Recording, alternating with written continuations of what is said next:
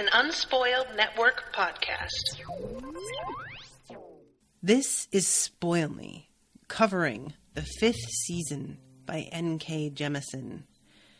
Chapters 19, 20, and 21. Syenite on the lookout, Syenite stretched and snapped back, and You're Getting the Band Back Together, which is a hilarious name. In this episode, we find out that Essun is Syenite. I theorized that maybe she was, and then I was like, nah, I don't think she'd do that a second time. Spoilers, yes she would, and she did. And also, Alabaster has come back. There's all kinds of things coming full circle here. I didn't know we were making a circle in the first place. Welcome to Spoil Me.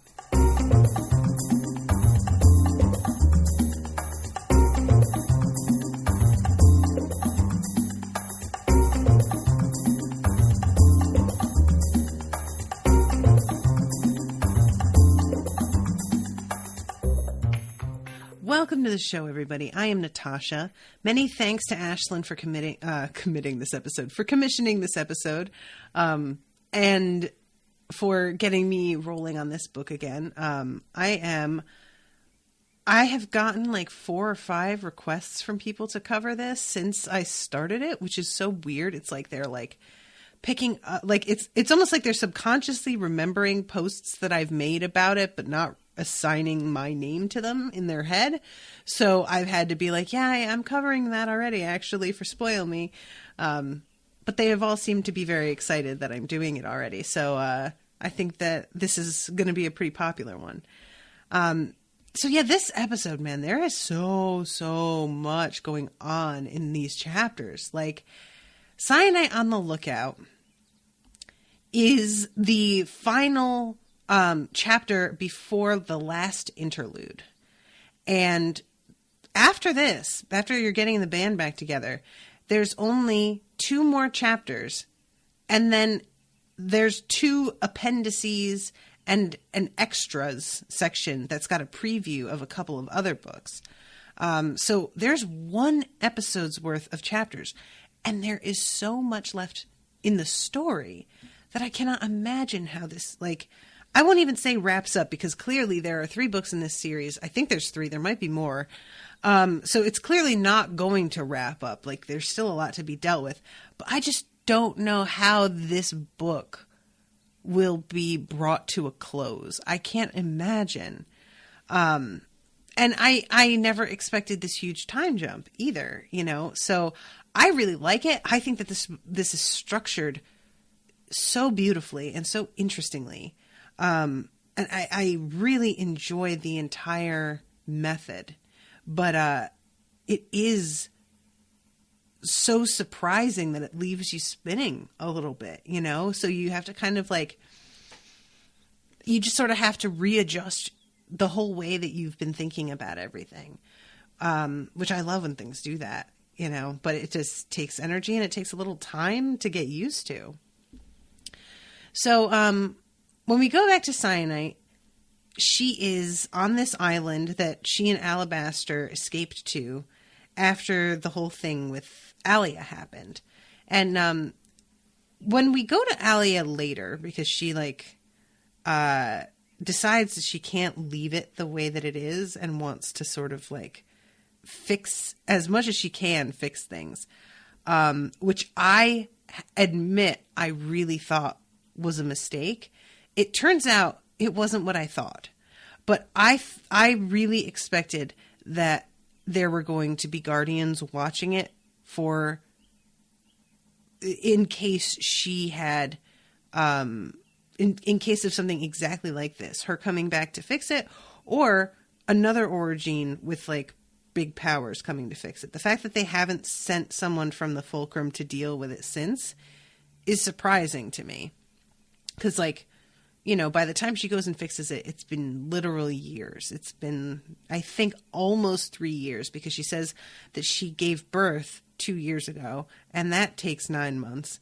And by the time she knows that she's pregnant, she's already been there for a while. So, yeah, this whole thing with Alia, I think what happened, because it says at the end of the chapter in which everything goes down and they get confronted by that guardian, and she winds up tapping into the what are they called? Obelisk. It says the obelisk shattered. But when we get to Alia later, it's like a volcanic eruption that is threatening to develop into an even bigger, less stable volcano. Like, there is so much instability that it's described as like a pulsating sort of accident waiting to happen. And I believe later on, when we finally come back to an Essun chapter, and it is revealed that the little leader girl that snuck in with the Origines is actually the girl that's been traveling with her, that's a Geomest. She says that there is like another sort of octagonal or hexagonal shape in the ground at Alia, as if this thing drove down into the depths.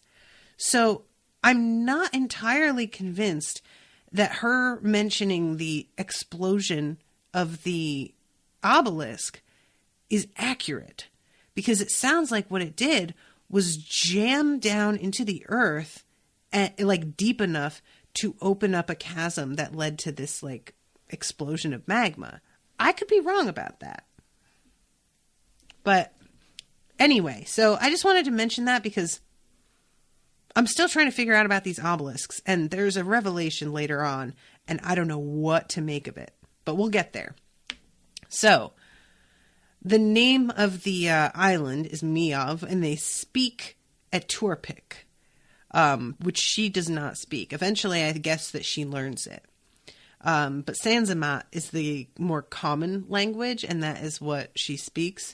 And Alabaster can speak both, so he tends to translate for her most of the time.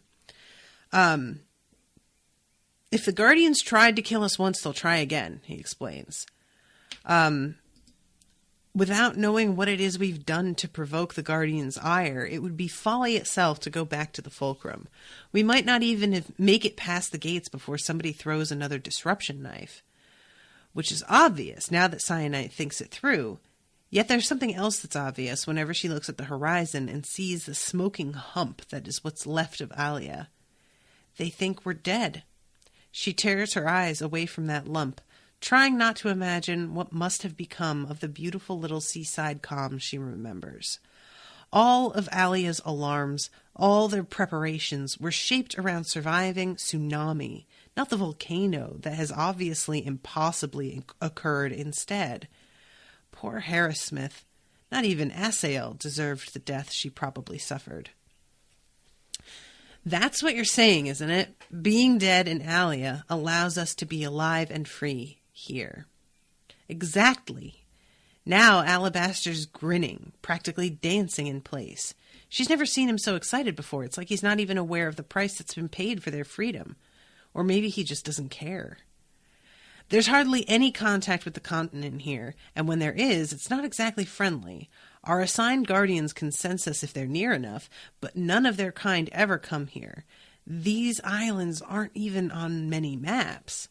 But on the continent, there'd be no question of us escaping the Fulcrum. Every guardian east of Eumenes will be sniffing around the remains of Elia for hints as to whether we've survived. They're probably circulating posters bearing our likenesses to the Imperial Road Patrol and Quartant militias in the region. I suppose I'll be made out as Missalem Reborn, and you my willing accomplice. Or maybe you'll finally get some respect and they'll decide you're the mastermind. So, yeah, this she knows is absolutely true. Not only will the Fulcrum want them back because, like, he's very powerful, but also they need some scapegoats because this is a major fuck up. Like, fuck up doesn't even cover it. This is a catastrophe.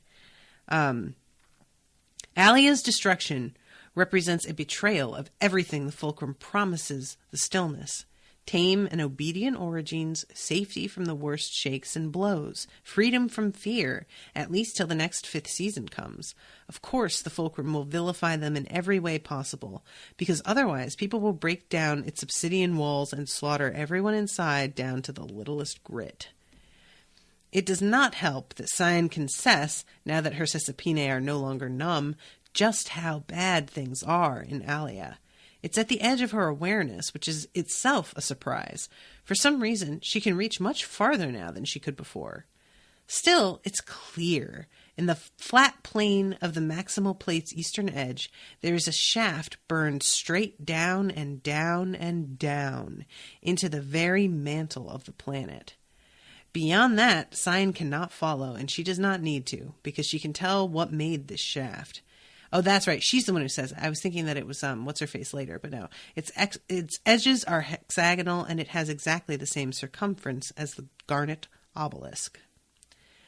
So yeah, she, like, I'm super curious about if that is what exactly made the volcano happen, or if that's unrelated. But saying the obelisk shattered, could it shatter and then come back together again and then drive down into the ground? Like, I don't know. I'm just interested in the fact that she used the word shattered so specifically, and it doesn't appear that that's what even happened. So this thing, he says, because she says our guardians can track us, he says, mine can't. As for yours, when your originy was negated, he lost you. It cuts off everything, you know, not just our abilities. He'll need to touch you for the connection to work again. You had no idea. When your originy was negated, and he means by the other guardian, right? Because that's what happens, is like at the end of that chapter where they encounter that guardian, she has a moment where she's not able to access her power at all.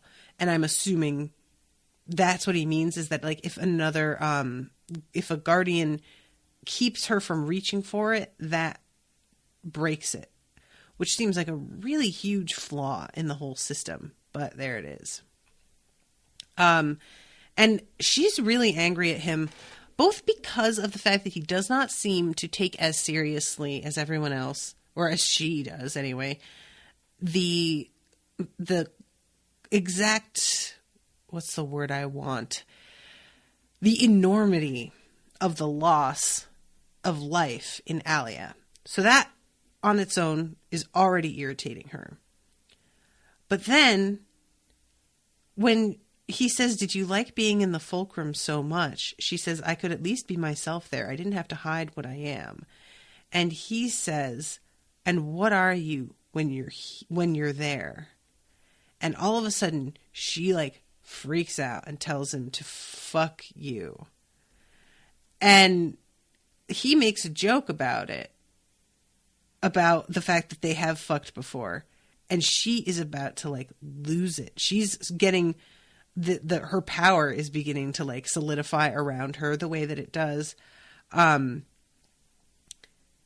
The torus that materializes around her is high and fine and leaves an inch-wide ring of cold so fierce that the air hisses and sears white for an instant. She's going to ice him to the Arctics and back. But Alabaster only sighs and flexes a little, and his torus blots out hers as easily as fingers snuffing a candle. It's gentle compared to what he could do, but the profundity of having her fury so swiftly and powerfully stilled makes her stagger. He steps forward as if to help her, and she jerks away from him with a half-voiced snarl. Sorry, he says. He genuinely sounds it, so she doesn't storm off right then. I was just trying to make a point. He's made it. Not that she hadn't known it before, that she is a slave, that all Ragas are slaves, that the security and sense of self-worth the Fulcrum offers is wrapped in the chain of her right to live, and even the right to control her own body. It's one thing to know this, to admit it to herself, but it's the sort of truth that none of them use against each other, not even to make a point, because doing so is cruel and unnecessary. This is why she hates Alabaster. not because he is more powerful, not even because he is crazy, but because he refuses to allow her any of the polite fictions and unspoken truths that have kept her comfortable and safe for years. So yeah, that's pretty profound. Like, and it makes sense. Alabaster is so far past the point of wanting to retreat back into these like nice little fictions. And it's really relatable. And that's part of why he's so crazy. That's part of why he's like breaking, is because he knows better than her, because he has seen so much more of the damage. He knows how much bigger this problem is than even she quite understands. Like, she has a general sense of it, but there are things about how all this works that she's still learning. You know, at the very beginning of this very chapter, he's telling her things that she doesn't know. And that comes with a price. That kind of knowledge isn't something that like you can just absorb and it doesn't affect you. And in that way, I really have so much sympathy and like respect for Alabaster. And it's understandable that she would resent him the way that she does because of it. It's a hard thing to, I don't know. Yeah.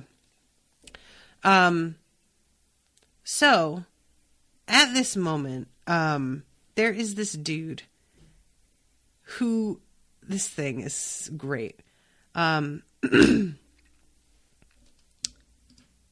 Klausu has brought to Mayav its captain and the headman's second, actually, who is only second by virtue of the fact that he spends more time away from the island than on it.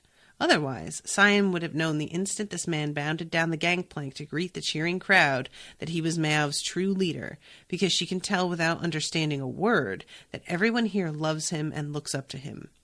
Inun is his name. Inun resistant Mayav in the mainlander parlance. A big man, black-skinned like most of the Mayavites, built more like a strongback than a resistant, and with personality enough to outshine any Eumenacine leader. Guys, these words. Except he's not really a resistant or a strongback or a leader. Not that any of those use names really mean much in this con that rejects so much of Sanzed custom. He's an origin, a feral, born free and raised openly by Harless, who's a Raga too. All their leaders are Ragas here.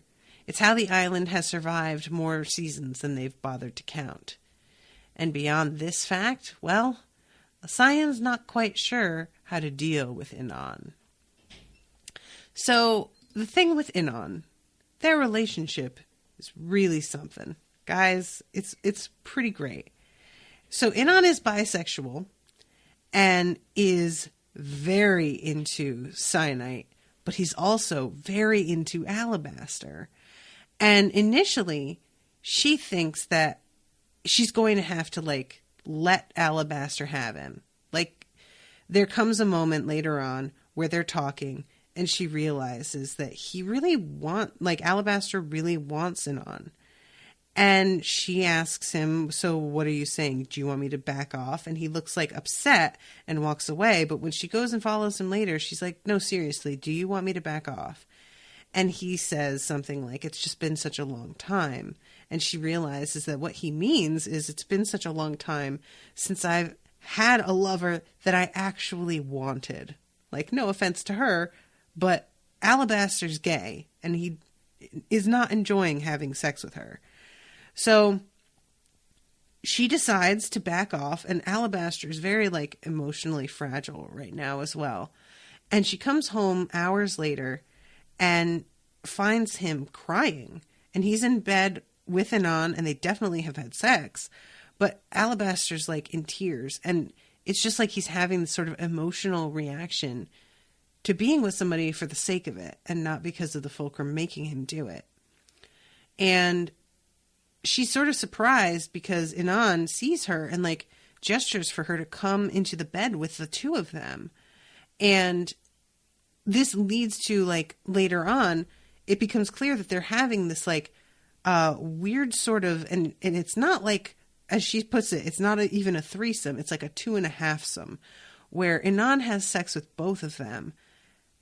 and they each watch the other. And even though they're not like, you know, she's not attracted to Alabaster in that way, and he's not attracted to her, each of them feels like watching Anon fuck the other is an enormous turn on. So this is this weird, like, this sort of like 3-way relationship that works for the both of them, even though neither of them has laid claim to this person as like their own partner. And I really enjoyed this. Like, I just thought that this was a really interesting dynamic. I like the fact that, like, there is a male character for once instead of a female character who is, like, providing a kind of physical release for main characters that is so important and that feels like it matters. You know, like, when we jump ahead in time, it's obvious that, like, they are his favorites in the camp. Like, this is it, right? They're basically living together permanently by then. But I really enjoy the introduction of, like, a super unconventional relationship. I think that's really interesting. And, you know, the description of how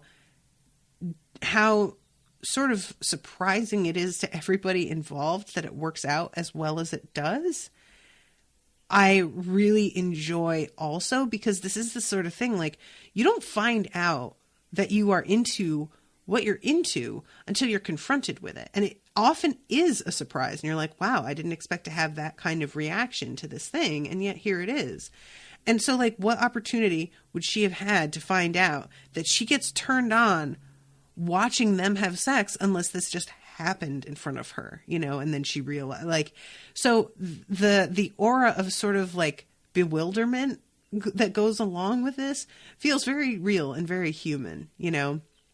And I really like this representation of a non-conventional relationship. And it wouldn't even be called poly, because they're really, like, just with each other as far as I know. Like, Anon might be off fucking other people in addition to them two. I don't know. That's not really mentioned, and it doesn't seem that way, but it could be. So I don't think that this even qualifies as poly. I feel like this is just a whole other thing. It's monogamous, but, like, with two people. So is that twinogamous? Duonogamous? Anyway, so yeah, this dude is really fascinating to me in his way. And I really feel for Alabaster, like, wanting to have a connection like this after so long. You know, it's an assertion of his personhood, his agency, and his, you know, autonomy, his control of his own body. And it's just really meaningful. And I just think it's so well written, and I love how little she, like, explains this breakdown that he has, and yet you get what it's about. And Syenite doesn't need to, you know, question it. She understands. So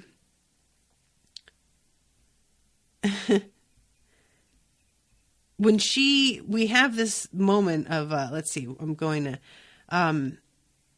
the very idea of these people who stick out like stone eaters in a crowd, trying to infiltrate the fulcrum to kidnap a grit, or grabbing some feral child just ahead of the Guardians, makes Syenite shiver. She's not sure she likes the idea of them greedily hoping she catches pregnant either, but they're no different from the fulcrum in that, are they? And here, any child that she and Alabaster have won't end up in a node station. So yeah, they're like encouraging her to get pregnant, and basically being like, well, we don't want you to leave because we need you guys, but also, like, we're going to die eventually, and it would be really good if you could have a child and we don't have to go and, like, find an origin somewhere else. And the next the next is interlude. And there passes a time of happiness in your life, which I will not describe to you. It is unimportant. Perhaps you think it's wrong that I dwell so much on the horrors, the pain, but pain is what shapes us, after all. We are creatures born of heat and pressure and grinding, ceaseless movement. To be still is to be not alive. But what is important is that you know it was not all terrible. There was peace in long stretches between each crisis, a chance to cool and solidify before the grind resumed. Here is what you need to understand. In any war there are factions, those wanting peace, those wanting more war for a myriad of reasons, and those whose desires transcend either. And this is a war with many sides, not just two. Did you think it was just the Stills and the Origines? No. Remember the Stone Eaters and the Guardians, too. Oh, and the Seasons. Never forget Father Earth. He has not forgotten you. So while you, rested, those are the forces that gathered round. Eventually, they began their advance. So, chapter 20 is when we have jumped ahead in time by like almost 3 years. And Syenite is like, she's really struggling with a couple things. First of all, she's having trouble relating to her baby. This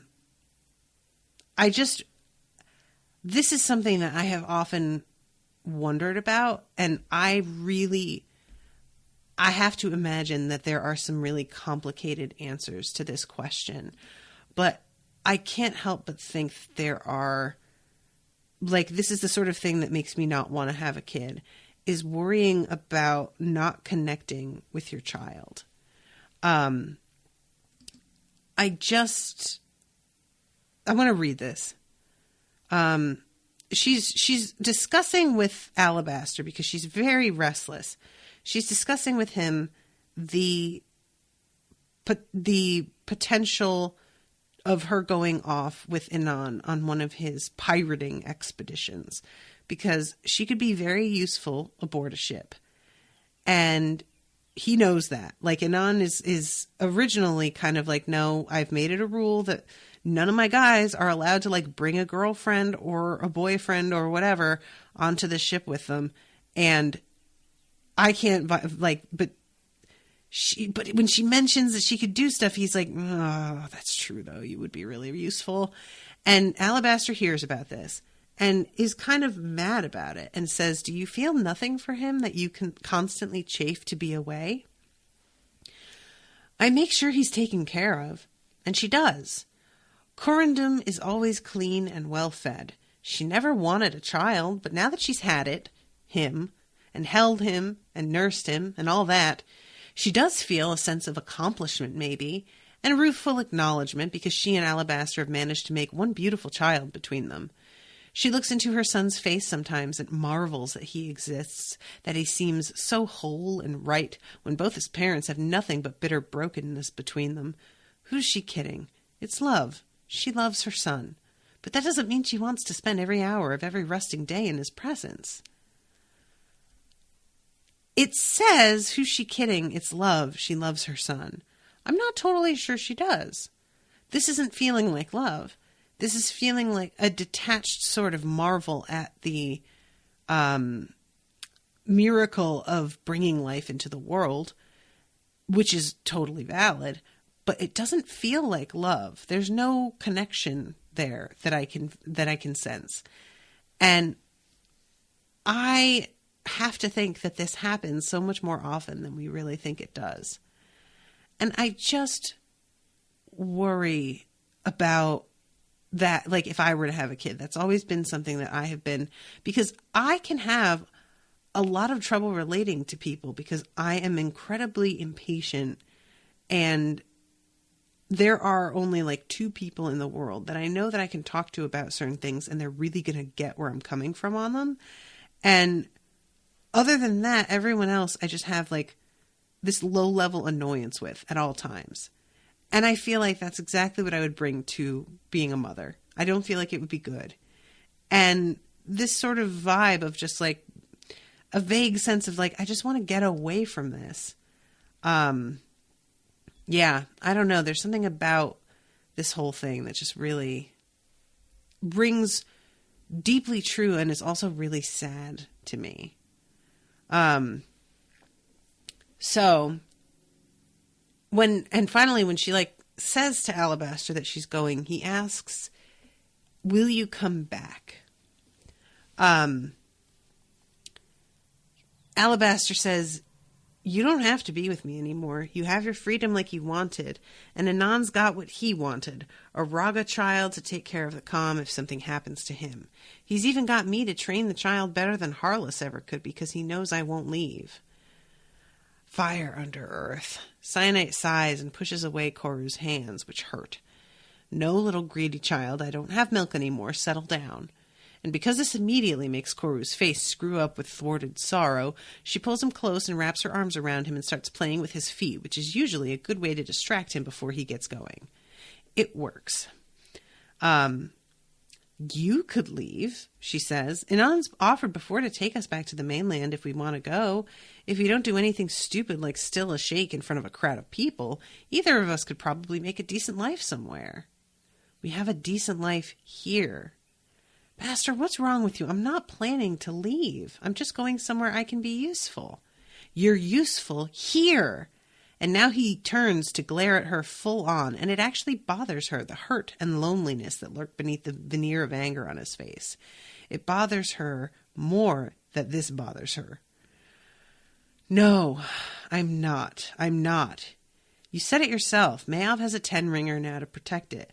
Don't think I haven't noticed how we haven't had so much as a subsurface twitch in my range. Not all the time we've been here. You've been quelling any possible threat long before Inan or I can feel it.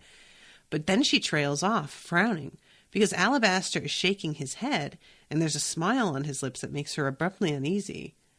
Not me, he says. What? I haven't quelled anything for about a year now. And then he nods toward the child, who is now examining Syenite's fingers with intent concentration. She stares down at Koru, and Koru looks up at her and grins. Whoa! That is a lot. Her baby might be aware enough to cess and still microshakes. That's not instinct. That's skill. So at this point, Alabaster snatches the baby from her and is like, fine, go, whatever, I don't even care, and leaves her there. And she's just like, fine. And, I think he knows that she's going to go. Sometimes this kind of tactic is meant to guilt somebody into staying, but she does not fall for that. And there's the sex scene that I was discussing earlier happens right before they leave. And finally, when they head out, there's a lot of really cool descriptions here. So the fact that they're pirates is, I always just feel bad for the idea of I'm going to go steal stuff from people. I don't know if there's insurance in this world, but as much as I understand the romance and appeal of the idea of pirates and bandits, I'm always just man, that shit belonged to somebody, So it's hard for me to really get behind that whole thing. She is working really hard. She's not there as a passenger. She has to help with the maintenance of the ship. And at first she's kind of just I was thinking that it would be hard not to get to sleep with Anon while I was on the ship. But actually, I'm so fucking tired that it's better that I get to just go pass out in my own bunk and not have to think about this. It gets better and she grows stronger as the days pass, beginning to see why the Klelsul crew have always seemed a little more vibrant, a little more interesting than everyone else in Mayav. On the 4th day, there's a call from the left, from the port side of the ship, and she and the others come to the railing to see something amazing. The curling plumes of ocean spray, where great monsters of the deep have risen to swim alongside them. I just think that this is really cool. I like that she connects with this so much, because it could easily be super uncomfortable, and it's not. This is just so new and different and exciting, and she loves it. At night, the crew drinks and sings songs. Syenite mispronounces vulgar words, inadvertently making them more vulgar, and makes instant friends of half the crew by doing so, which is very funny. So, the next day, they spot a potential target. I highlighted this because I loved this line. There's a description of a really large vessel that ships goods that are like, you know, heavy and dangerous and probably pretty valuable. The kind of things that they need on the island, likely. This one's accompanied by a smaller vessel, which is smaller, by another vessel, which is smaller and which, according to those who see it through the spyglass, can tell such things by sight, is probably bristling with militia soldiers, battering rams, and armaments of its own.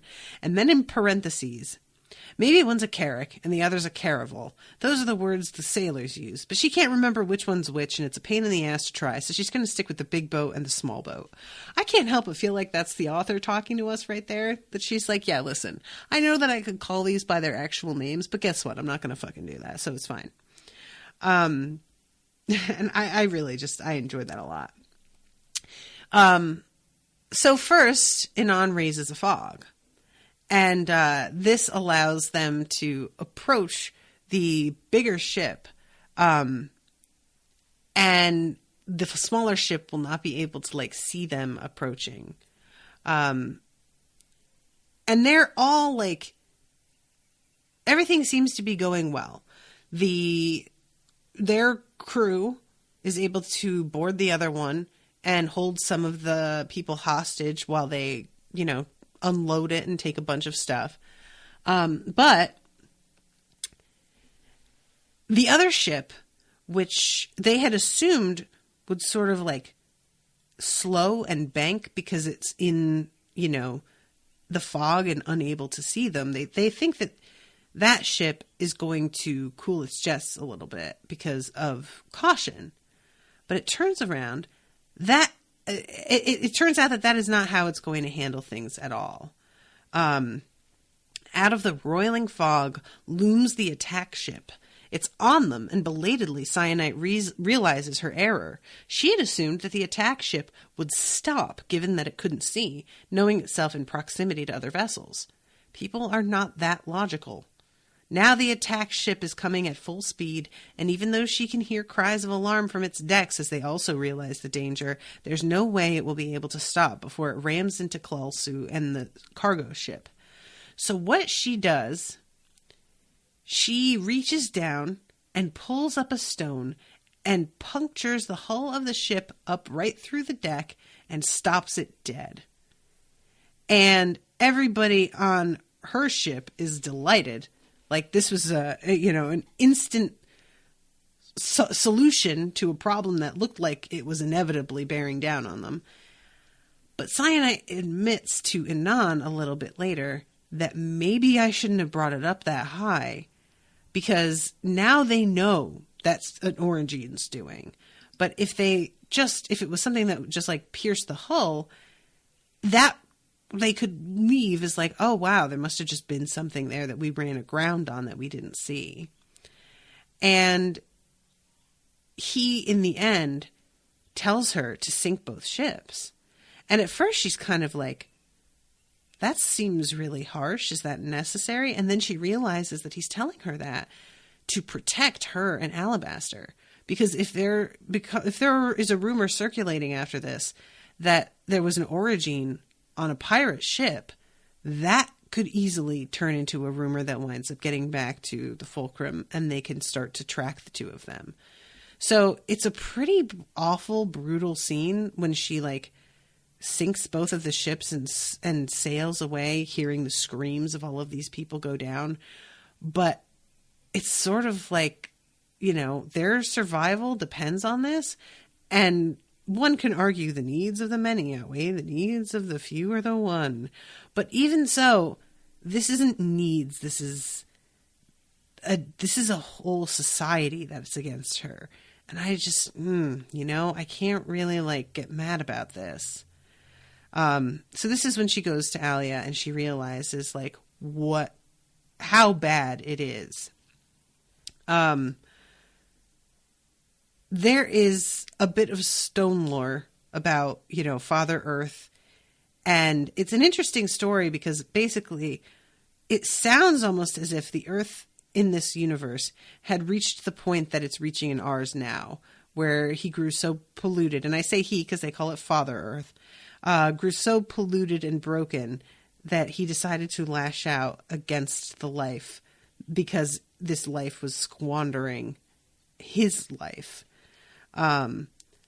And there's also like, there's a rumor that we killed his only son, but nobody really like knows what that means, which feels like a Christ sort of thing. But anyway, she is shocked by how bad this is. It's truly amazing, though, that humanity managed to survive the fires of that first season, because if the whole world was then as Alia is now, Syenite has a fresh understanding of just how much Father Earth hates them all. Alia is a nightscape of red, blistering death. There is nothing left of the calm except the caldera ring that once cradled it, and even that is hard to see. Squinting through the red, wavering haze, Syen thinks she can glimpse a few leftover buildings and streets on the caldera's slopes, but that might just be wishful thinking. Where the harbor was, there is now a growing volcano cone, gushing deadly clouds and hot red birth blood on its climb out of the sea. It's already huge, occupying nearly the entire caldera bowl, and it has already borne offspring. 2 additional vents crouch against its flank, belching gas and lava like their parent. Likely, all 3 will eventually grow together to become a single monster, engulfing the surrounding mountains and threatening every calm in range of its gas clouds or subsequent blows. The Klausu can't go within 5 miles of the shore. Any closer and they risk death, whether by warping the ship's hull in the heated waters or by suffocating in the hot clouds that periodically gout forth from the mountain, or by cooking themselves over one of the subsidiary vents that are still developing around the area, spreading out from what was once Alia's harbor like the spokes of a wheel and lurking like deadly mines beneath the waters offshore. Syen can sense every one of these hot spots, bright churning rage storms just beneath the Earth's skin. Even Essun can sense them, and he's steered the ship away from those that are most likely to burst through any time soon. But as fragile as the strata are right now, a new vent could open right under them before Syen has a chance to detect or stop it. Essun's risking a lot to indulge her. So yeah, this is so much worse than I thought. Like, I knew, that the whole city was gone, but like the fact that this is still steaming and new the way that it is years later, and that it could eventually kind of like cause the death of towns hundreds of miles around as well, that is fucking serious. And she did this. She fucking managed this. So what she does is she decides that she is going to close it up. And she doesn't warn him. She just says, I can't leave it like this. And like, she's already started when she says that. And she manages to do all of these like overlaps with all of the stone in order to choke off the smoke and magma that's churning upwards. And when she like kind of comes back to herself, she has collapsed. Like, she's in a bad way. She's done what she needed to do. She succeeded, but also it's caused a huge amount of turbulence in the water, which she did not stop and consider. So everybody on the ship is really worried. And she's thinking to herself that she's like used up so much energy to do this that she doesn't know that she can still what's going on now with the ships. But then all of a sudden everything like comes right out, and she realizes that Alabaster is adding his own energy in and helping to calm it all. He quells the gathering waves in moments. Lashie, Essun's first mate, comes over, throwing an uneasy look at Syenite. He says something too fast for Syenite to translate fully, but she gets the gist of it. Tell her next time she decides to stop a volcano, get off the ship first. Sorry, Syen mutters in Eturpic, and the man grumbles and stomps off. And he expresses surprise. Like, he feels like, oh, wow, you're as powerful as him, even though they said you were only a 4-ringer. Clearly you're as strong as him. And she says no, but I think that maybe she is. She says, I just do what's possible. He rewrites the rusting laws of nature.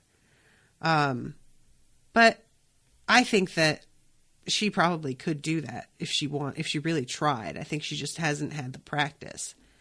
And at this point, Essun says something like, sometimes I'm jealous of the two of you. Like, you have such control that I don't have. And I wish a little bit that I could have gone to the fulcrum. And she's like, oh my God, no. No, you so don't wish that, I promise. And she has a flash of like thinking about how the fulcrum could have ruined this like powerful, wild man. And it's painful to even consider. And I really get that. Like, yeah, that would be so tragic. So this is when she spots somebody on the shore, and we find out later who it is, but I really was worried that this was a guardian, and I'm not convinced that our girl that we find out later, I'm not convinced she's the only one who knows, but, you know, we'll see. Some say the earth is angry because he wants no company. I say the earth is angry because he lives alone. Ancient folk song. And then we get into chapter 21. You're getting the band back together, which is just such a funny name, I swear. You say suddenly to Tonki, who is not Tonki. What? This whole reveal just happened so suddenly.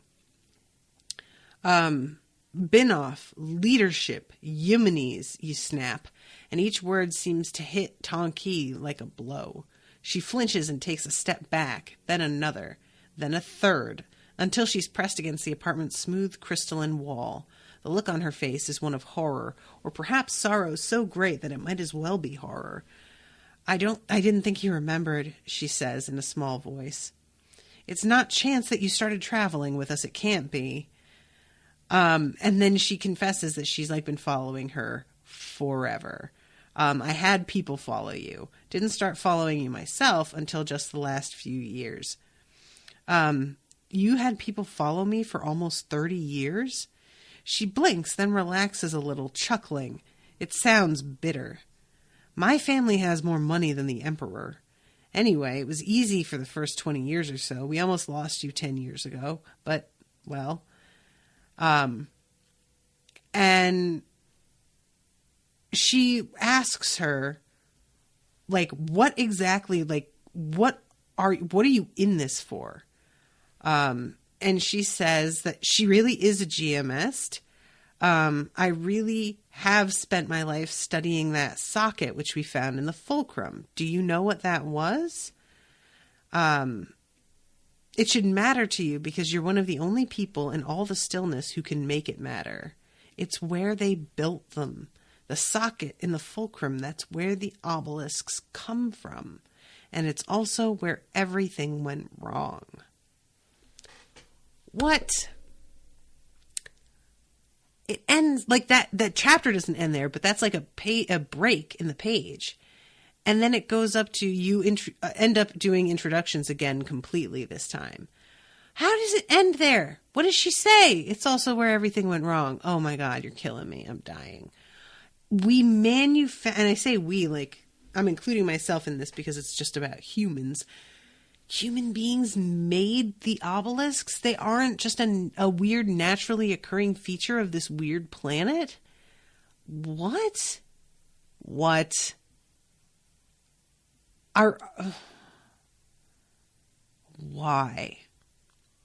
Are they meant to be some way of like externally combating the instability of the planet?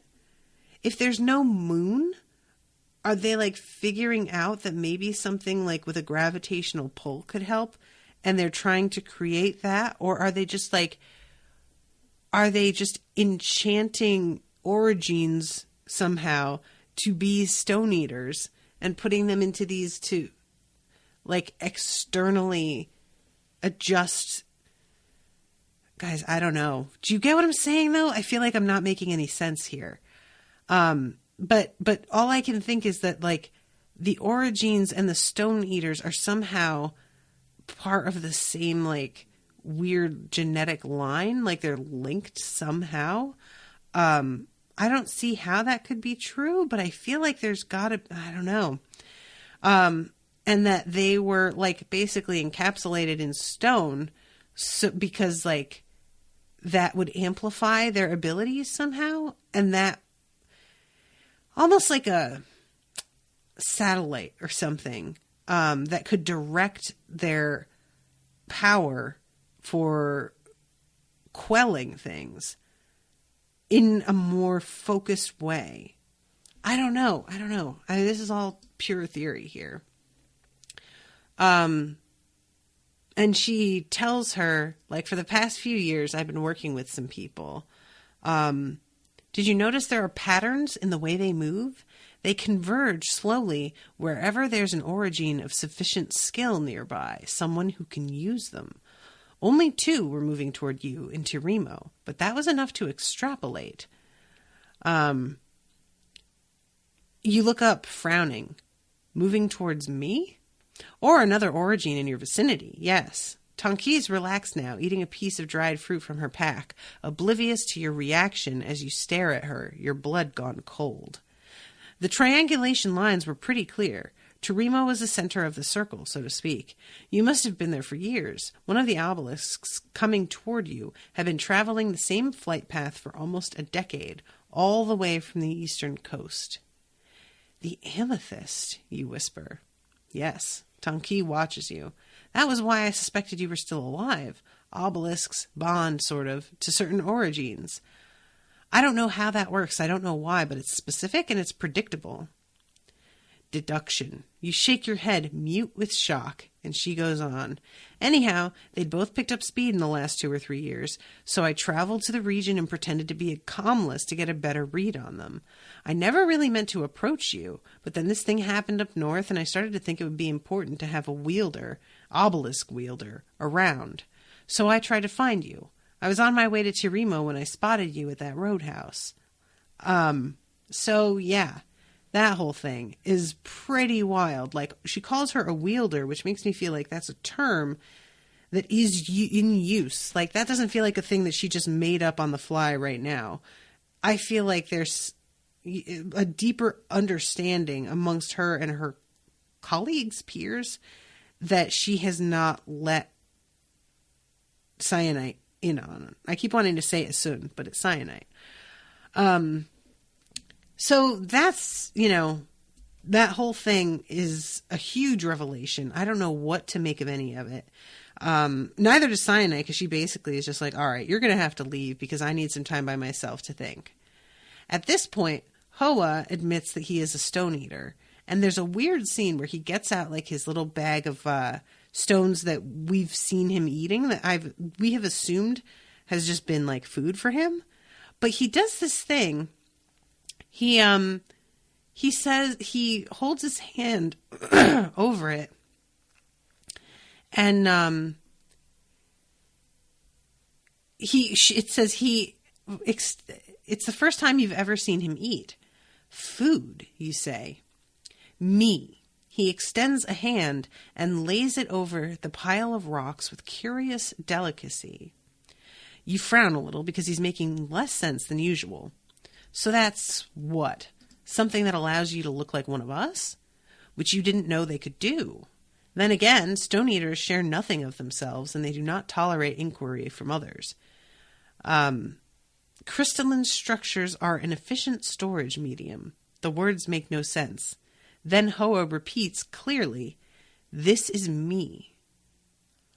What? Is that like data? Like, are those pieces of rock, is that him, like, slowly the way that he says storage device makes me think that there's, like, information in there. And that when he eats it, he, like, absorbs some of that I don't understand. Or maybe this body is like a whole other manifestation and the person, like, I don't know. You want to ask more about that, then decide against it. If he wanted you to understand, he would have explained, and that's not the part that matters anyway. Why did you make yourself like this? Why not just be what you are? Hoa gives you a look so skeptical that you realize what a stupid question that is. Would you really have let him travel with you if you'd known what he was?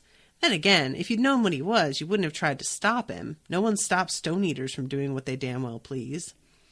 Why bother? I mean, I wanted to travel with you. Why? I like you. And then he shrugs, like any child upon being asked something he doesn't know how to articulate or doesn't want to try. Maybe it isn't important. Maybe it was just an impulse. Maybe he'll wander off eventually, following some other whim.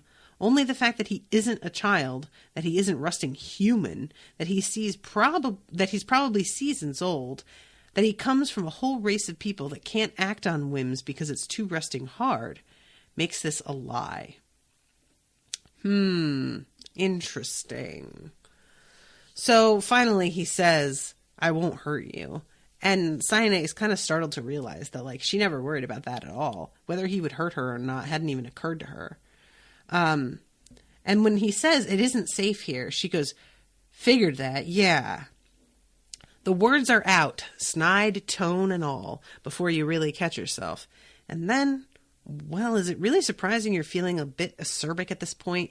You've been sniping at people since Terimo, really. But then it occurs to you, that's not the way you were with Jija or anyone else before Uche's death. Back then, you were always careful to be gentler, calmer, never sarcastic. If you got angry, you didn't let it show. That's not who Essun was supposed to be. Yeah, well, you're not quite Essun. Not just Essun. Not anymore. So when she says something about the others there that are like him, he says they aren't like me in a really like this is the end of the conversation kind of way. And I want to know what the fuck that means. So she winds up going to take a nap, and you decide that you're like, what is it that she decides to walk out and do? I forget exactly what errand she's on.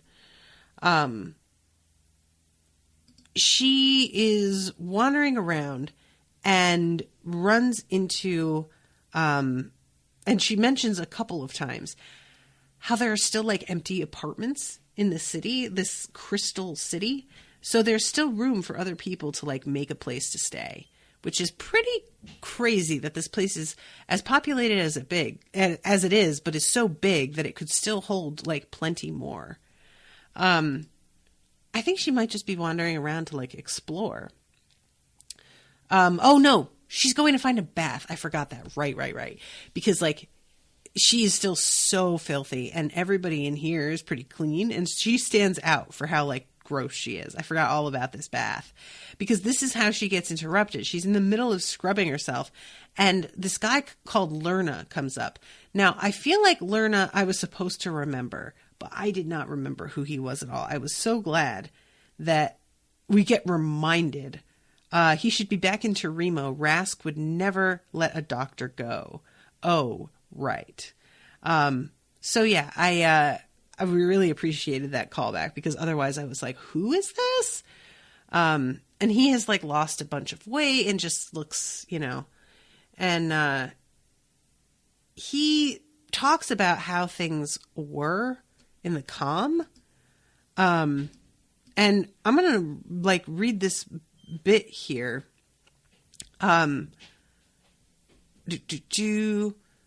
He looks tired. There's a scar along the edge of his jaw. Maybe this is fate, or maybe there really are gods other than Father Earth that give a damn about us. Let's talk when you're done. And he lets Syenite finish her bath. I keep wanting to say you, but I know who she is now.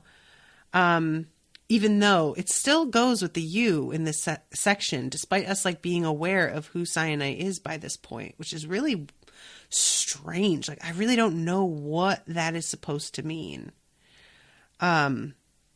So she gets dressed and goes out there, and they're talking with each other. He's a doctor, and he still has all of his, he's got herbs and things all set up. Like, he's still doing his practice here inside this crystal. And he says, half the damn strongbacks were running around drunk and armed, raiding the store caches, accusing every other person of being a Raga or a Raga lover. The other half were doing the same thing, quieter though, and sober, which was worse. And she's thinking to herself that this is her fault, and then you lower your eyes, uncomfortable. He's using the word Raga now too.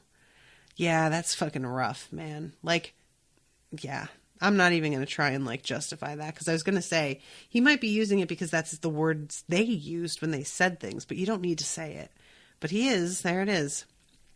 Better than staying in Torimo to get lynched or to starve when the cold came and the strongbacks had eaten or stolen everything. And I thought I might catch up with you on the road if I went fast enough, but that was stupid. Of course I didn't. Lerna figured out what you were somewhere during your time in Torimo. You didn't tell him. He figured it out because he watched you enough to notice the signs.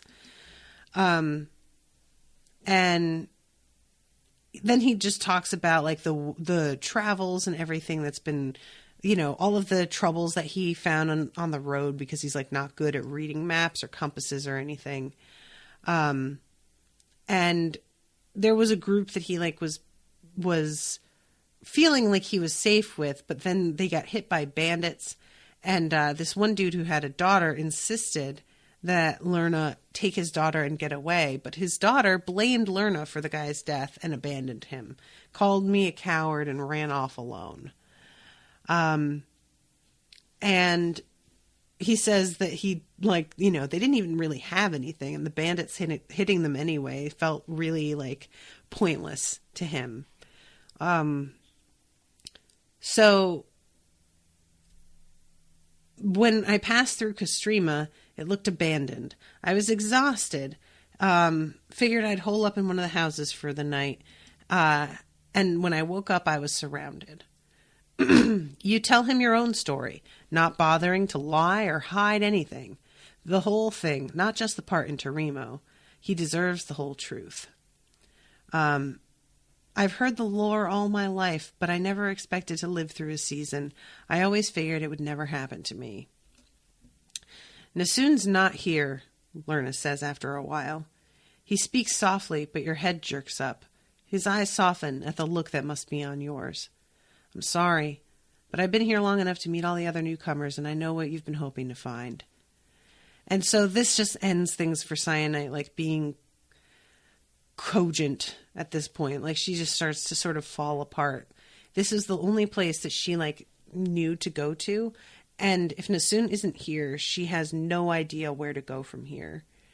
And he comes over and, like, holds her while she cries because she's just so upset about it, and says, maybe being down here is better than being up there right now, and you can create a plan and figure out where you can go from here. So let's see. Oh, right. You get to you leave that spot, his place, and head back to your own. And there are a bunch of bridges that have, like, really old carvings on them and stuff that I was kind of fascinated by, that for some reason don't oxidize like the metal bridges in other sections that are newer. If they try to keep me here, they'll find out that I'm not somebody to be trifled with, is basically what she says. And I'm really interested in what that would look like, because this place runs because of Origins, like all of the equipment and everything. And I wonder if an Origin, like, really decided to fuck it up, if it would work the same way it does with all other stone, or if it being inside a crystal would change the way that her power functions. So at this point, Hoa comes in and fucking tells her that Alabaster is here, and tells her he wants to talk to you and that he's dying. And I was like, excuse me? So yeah, I'm really, really excited. Like, I wonder how the fuck Alabaster's doing. And we don't know the circumstances of her, like, leaving the island. We don't know anything. So, all right, guys. Well, I am over time, but thank you all so much for listening. And hopefully I will be able to see you very soon with a finale of this book. Toodaloo, motherfuckers.